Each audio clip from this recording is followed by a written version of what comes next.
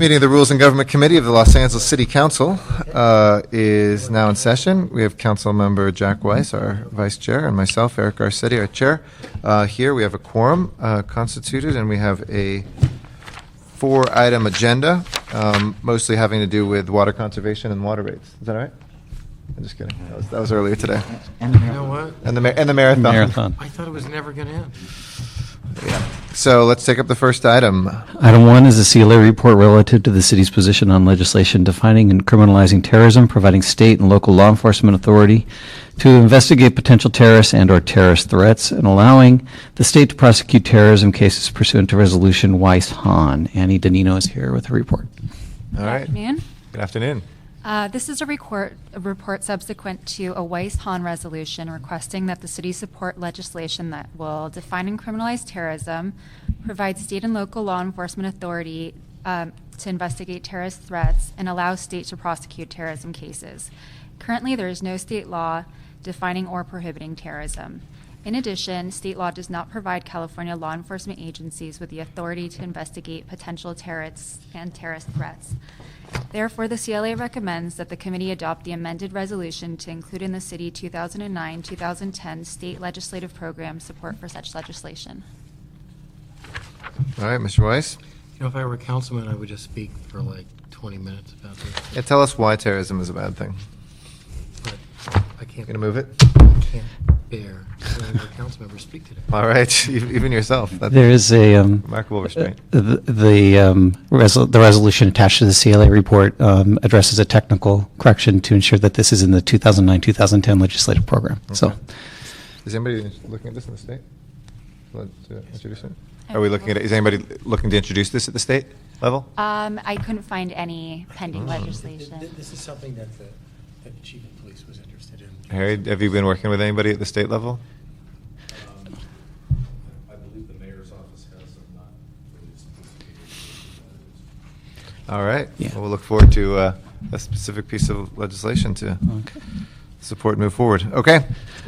Thank you. We'll move approval. Next item, please. Item 2 is a CLA report relative to the city's position on H.R. 40, which would acknowledge the fundamental injustices associated with the practice of slavery and would establish a commission to study reparation proposals for African Americans to examine slavery and discrimination in the 13 American colonies in the United States from 1619 to the present and recommend appropriate remedies pursuant to Resolution Parks-Perry.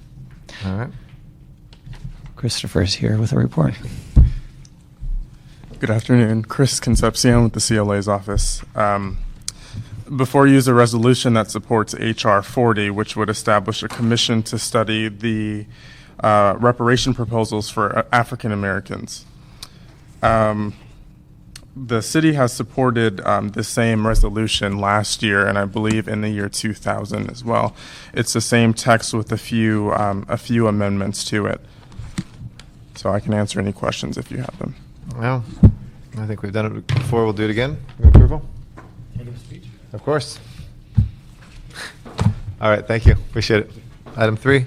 Item 3 is a CLA report relative to the city's position on AB 700, Krikorian, the Creative Industries and Community Revitalization Act of 2010, which would create the Creative Industries and Community Revitalization Fund that will be used to support the arts throughout California pursuant to Resolution Garcetti-Labange. Cheryl Benares is here with a report. Cheryl Benares with the CLA's office. The resolution Garcetti-Labange seeks support of AB 700, the Creative Industries and Community Economic Revitalization Act of 2010. AB 700 would establish the Creative Industries and Community Economic Revitalization Fund, which requires that 20% of all revenues derived from the payment of sales and use taxes from specified lines of business, including the sales by art dealers or art auctioneers, be deposited into the fund. The California Arts Council would be authorized to expend monies in the fund upon appropriation by the legislature to issue grants for the arts. Any city, county, district, or nonprofit arts organization deemed eligible would be able to apply for the grants. The Department of Cultural Affairs recommends support of AB 700, as does our office. Okay. I'm familiar with this. Obviously, I sponsored this. Any questions folks have about this?